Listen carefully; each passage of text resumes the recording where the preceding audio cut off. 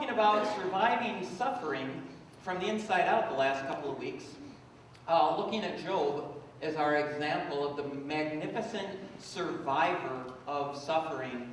And we've looked at Job, and 3 times in 2 chapters, it's told us he survives his suffering by hanging on to his integrity. That strength of character that keeps him tied and tethered to God in a trust relationship. That keeps him from turning his back on God and blaming God for that which God isn't doing in his life. That which Satan is trying to get Job to do. That which I'm sure in his humanity he is probably tempted to do from time to time. And that which I'm sure all of us are tempted by Satan to do from time to time when life isn't fair. It was just in a few days that, remember, Job lost it all. He lost his health, he lost his wealth, he lost his family. In just a couple of days, all 10 of his children were killed by a horrific tornado. And then, of course, his business suffered a hostile takeover and he lost his business. Then he was afflicted with a horrible disfiguring disease that left him with cancerous, ulcerous sores all over from the tips of his head to the soles of his feet. He has constant, horrible body odors and breath. His wife can't hardly stand to be around him. It gets so bad, so miserable, that she becomes hopeless and despairing and despondent and heartbroken. And who could blame her? She's ready to pull the plug as she stands at the bedside, having just left the graveside of her 10 children. She now stands at the bedside of her husband, Job, who's afflicted horribly with a disease that the diagnosis is incurable. The prognosis is fatal. So she's thinking, why prolong the inevitable? So she's thinking and talking to Job about just pulling the plug and ending it all. But amazingly, and I mean amazingly, Job never turns his back on God. Job never blames God. Job never does that which Satan wants Job to do. He never curses God. Job never does that which his wife even suggested that he do. He never curses God. Why? Because he's holding on to the end of his rope called integrity that kept him tied and tethered to God in a trust relationship when his life was unraveling all around him, when his life wasn't fair. We turn our attention now to Job's 3 friends, Huey, Louie, and Dewey, or Mo, Larry, and Curly, as I call them. Their real names are Eliphaz, Bildad, and Zophar. Job's 3 friends didn't know when not to talk. They didn't know when not to offer an opinion. And so what I want us to learn over the next couple of weeks from Job's 3 friends, and in a pseudo kind of comical way, is what not to say and what not to do, as well as what to say and what to do when someone else's life isn't fair. So that we can be equipped by God's Word and God's Spirit to come alongside someone else and help the hurting survive through the suffering when their life isn't fair. But Job 2, chapter 2, verse 11, it says, when Job's 3 friends, you got to underline the word friends. I mean, with friends like these, who needs enemies? That's really where I go. Eliphaz, Bildad, and Zophar heard about all of the suffering that had come upon Job. And so they met together and they agreed to go and comfort him. When they saw him from a distance, they could hardly recognize him. They began to weep and cry aloud. They tore their clothes and sprinkled dust on their heads. They sat on the ground with Job for 7 days and nights. And no one said a word to him, which was probably the best thing that they did in this entire episode, because they saw how great his suffering was. They didn't know what to say. They sat there for 7 days and nights, shocked and surprised at how horrible the suffering is. Oh, we heard about Job, but we didn't know it was this bad. What do we say? I don't know what to say. I don't want to be, let's just sit here quietly with him. Probably the best thing they did that entire time was kept their mouths shut and didn't say anything. Because once they opened their mouths, they said all the wrong things. Come with me to Job chapter 3, verse 1, where after 7 days and nights, Job starts to speak. It says, after this, Job opened his mouth. And notice that he cursed the day of his birth. Yes, he did. He did not curse God, but he cursed his own life. He cursed it, as anybody would do, who's confused and hurting and angry and frustrated, and they don't know why life has been so unfair to them, right? Remember, Job's a good guy. So Job says, may the day of my birth perish, and that night along with it, that a boy was ever conceived. May that day turn to darkness, and God above not care about it, and no light shine upon it. May gloom and utter darkness claim it, and a cloud settle over it, and blackness overwhelm it. Verse 7, may that night be barren, so no shout of joy be heard in it. May those who curse days curse that day, those who are ready to rouse the Leviathan. May its morning stars become dark and wait for the daylight in vain, not seeing the first rays of dawn.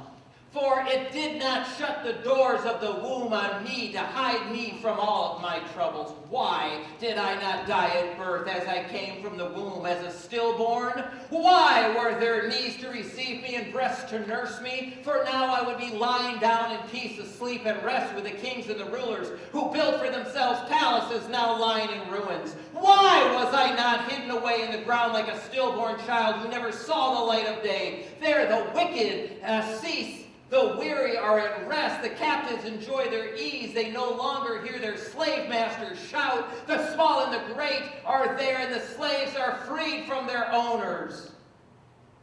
Why is life given to those in misery, and life to the bitterness of the soul, to those who long for death, and that does not come, who search for it more than for hidden treasure, who are filled with gladness and rejoice when they receive the grave?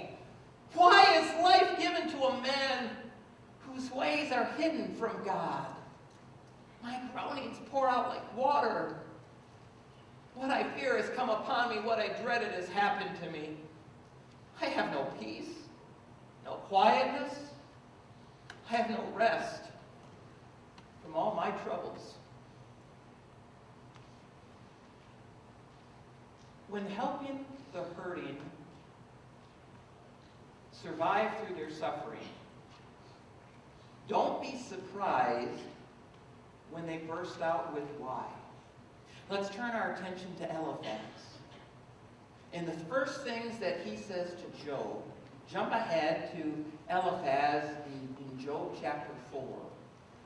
Job 4, beginning at verse 1. Here's the first thing that Eliphaz says to Job. Then Eliphaz replied, if someone ventures a word with you, will you be impatient?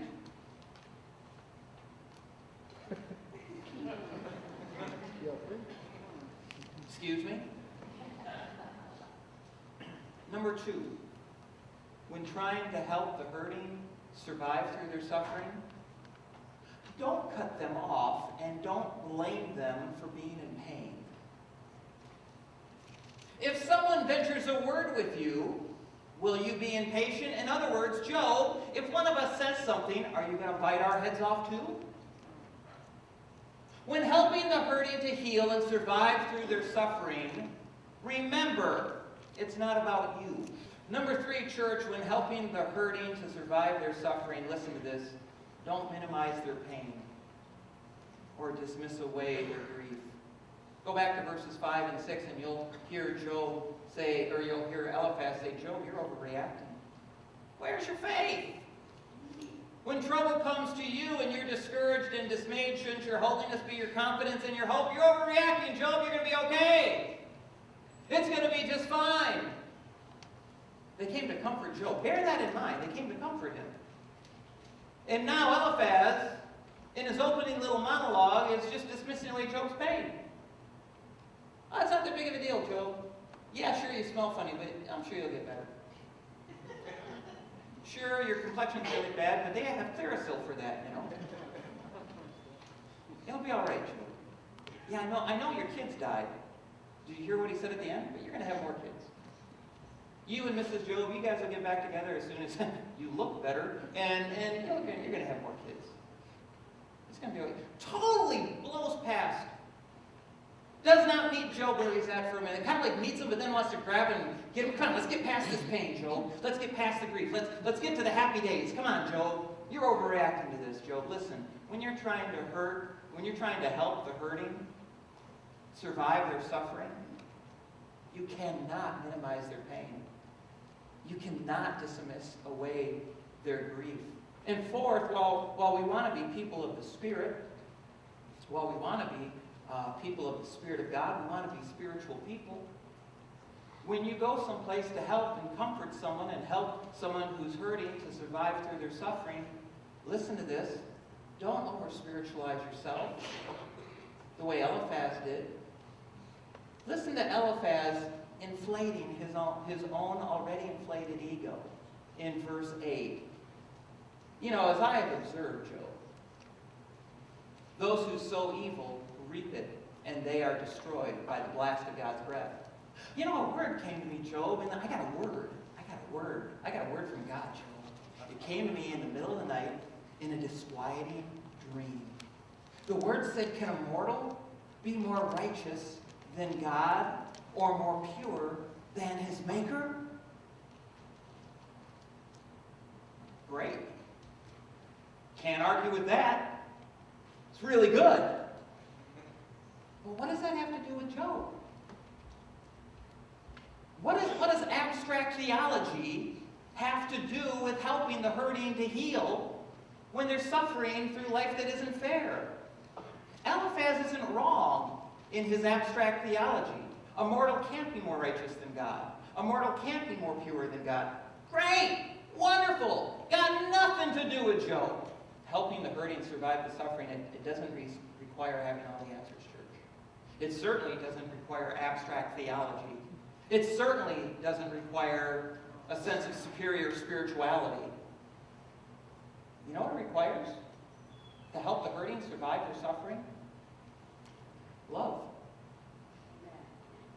And time, and tenderness, and compassion, and caring. And listening. Listening to the person suffering. Not giving them presumptive accusations. Like Eliphaz threw in there when he said, so don't despise the Lord's discipline. What do you think he meant by that? After he got that far and he said, so don't despise the Lord's discipline, you know what that's coded language for? Well, Job, somehow secretly you must have sinned. Otherwise this wouldn't be happening to you. Ironic that the one thing that God touts twice that Job never did in all of this was sin. The one thing that Satan was trying to get Job to do in all of this, even working through his wife, probably unintentionally on her part, he didn't do, is now the one thing that his friend Eliphaz accused him of doing.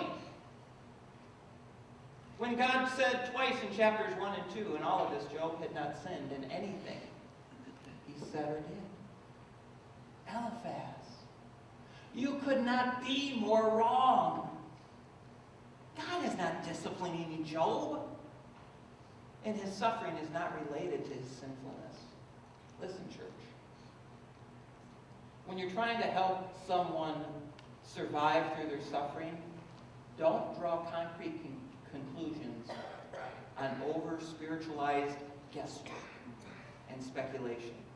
When we're trying to help the hurting heal and survive through their suffering, we have to be very careful about drawing concrete conclusions based on our spiritual guesswork of what we think may be going on. Because we're liable to be wrong. We're liable to be hurting the person who's already hurting. We're liable to be adding to their suffering and their pain. when life isn't fair. You see, Eliphaz has now made himself part of the problem instead of part of the help and the solution. Because he thought he knew it all. He thought he was all that, a bag of chips. When all he was a bag of hot air. All his chips were crushed. Job's 3 friends. They came to comfort and console. But I think all the things they didn't do to comfort and console. And this is just Eliphaz. We're going to get to Bildad and Zophar next week, next time we get together. The things I'm thinking of are 5 things. They're all listed in Proverbs. They're from Proverbs 15 to Proverbs 17. None of them ever speak a gentle word. Proverbs 15, it says, a gentle word turns away anger.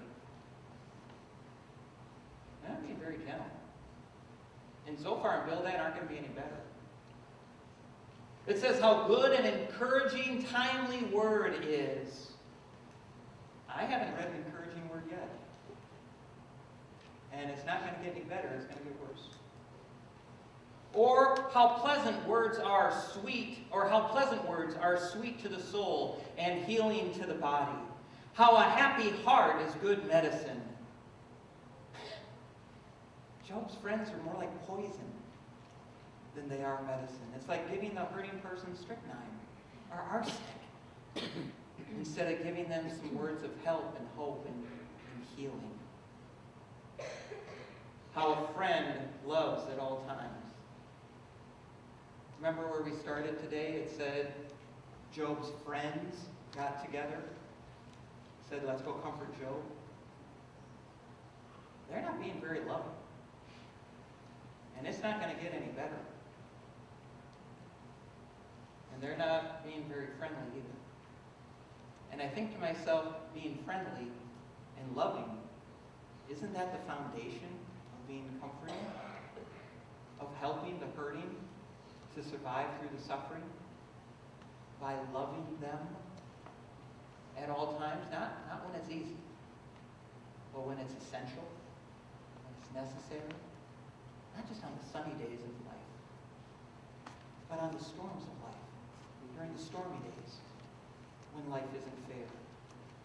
That's when you really know, not just who your friends are, but that's when you really know how helpful you can be in God's hands to help the suffering survive through the times of their life when life isn't fair.